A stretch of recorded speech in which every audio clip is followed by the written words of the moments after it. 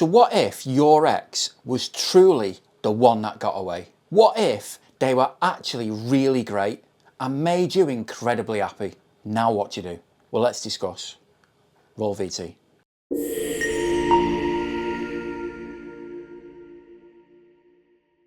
Hello, welcome. My name's Andy O'Neill. This is my YouTube channel. I'm a life coach who specialises in breakups, breakup recovery and self-esteem. I release videos every single week, so if you're new here and you've not yet subscribed, please consider hitting that button.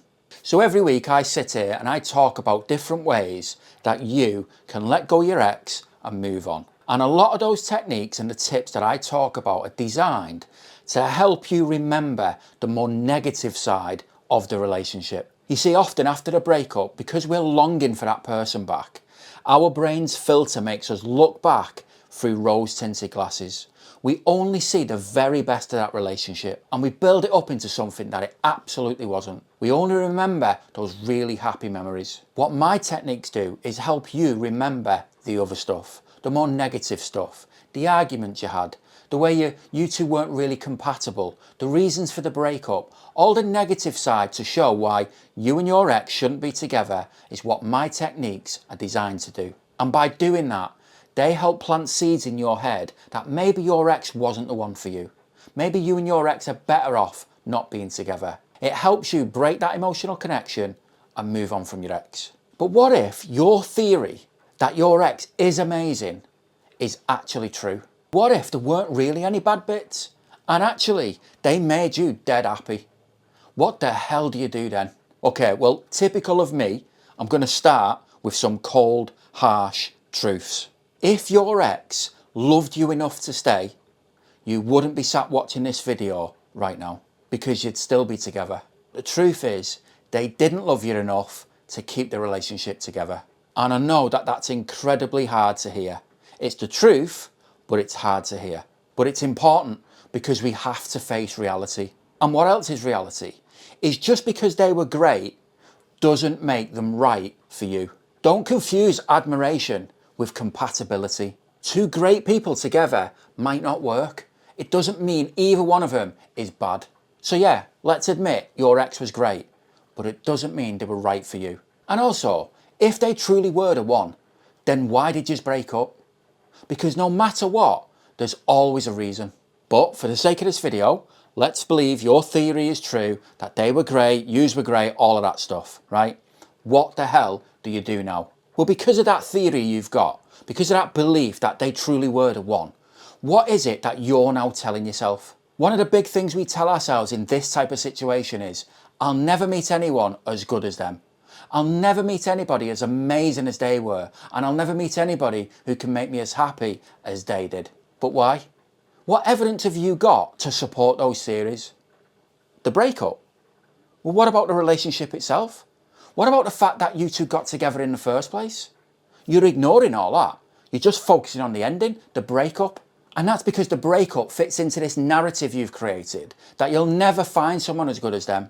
You'll never find someone as amazing or who can make you as happy. This was a one-off and it can't be repeated.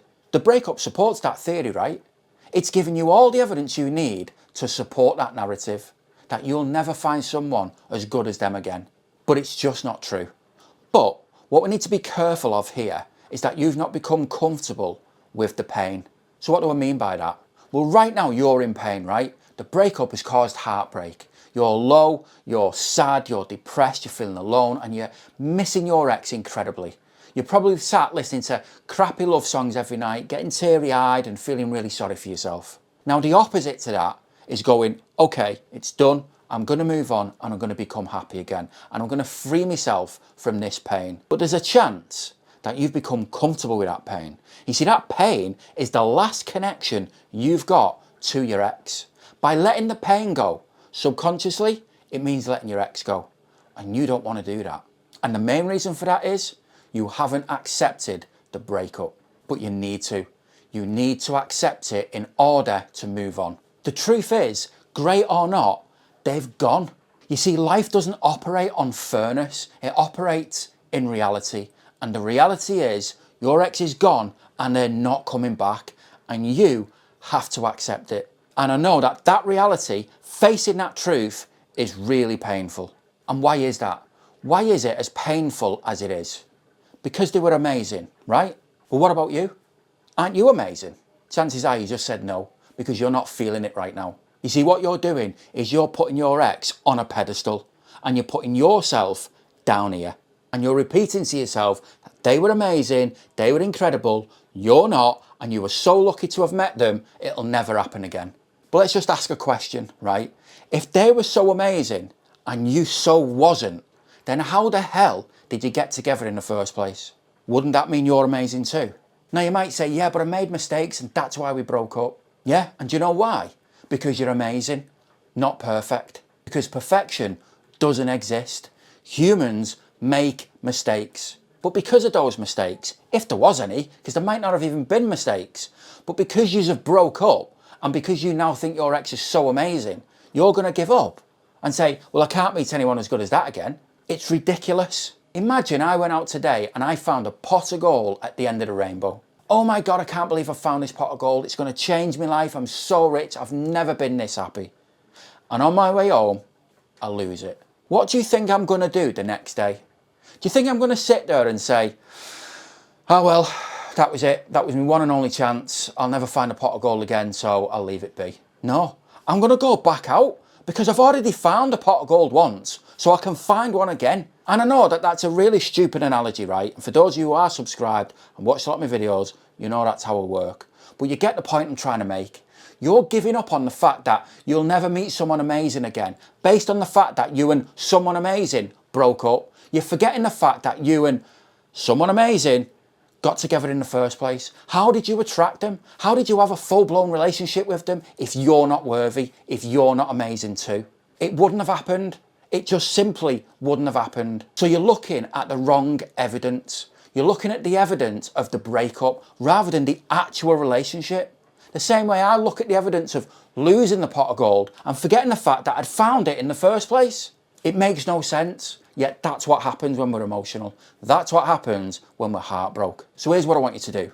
I want you to remind yourself what I said earlier on. That yeah, you met someone amazing, but that's proof that you can do again. That's evidence that you're good enough to meet someone who's gonna make you happy. Second thing I want you to do, this is a big one. I want you to set a date 1 week from today. And I want you to tell yourself that on that date, you're gonna let your ex go. Completely let them go out your head. But I want you to use something that's symbolic of doing that. So it might be that you've got pictures on your phone, or you've got old text messages that you're sitting and reading every single night. Or it could be a piece of jewellery or a gift that they give you. It could be the fact that you still got them on social media. So 1 week from today, the day that you're gonna let them go, I want you to do something with them. So if it's pictures on your phone, I want you to delete them. If it's text messages, delete them. If they're on your social media, block them. If you've got gifts, either throw them out, or if they're valuable, box them up, put them in your loft. I want you to take an action that symbolises you letting your ex go. 1 week from today. Now you're clearly not going to wake up the next day and go, oh, that's it, I'm over my ex. But what you are doing is you're planting a seed in your brain, okay? You're telling it, this is what we're going to do, and then you've took an action that proves it. Trust me, this works. Doing that action subconsciously lets go of your ex, even if it's just by 5%. That 5% will be significant, because what you're going to do after that is you're going to focus on you and stop focusing on them.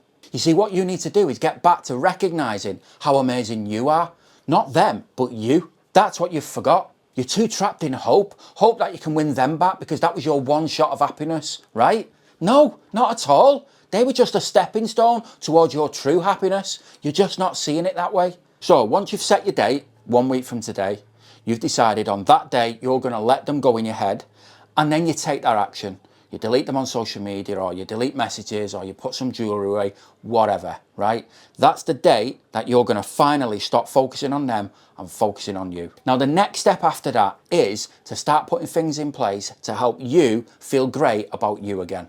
And in a couple of weeks, I have got a couple of ebooks coming out. Now, one of them is about letting go of hope. So when you're in that hope stage and you're hoping to try and win your ex back, how do you move past that? How do you stop feeling that way? The second one is navigating acceptance, and it's about accepting the breakup's over, but then what comes next? What plans do you need to put in place to make you feel good again? That one would be the ideal one to use once you've let them go. Because once you've put those actions into place, you regrow your self-esteem, you rebuild your confidence, and you recognize that you are amazing too, not just them.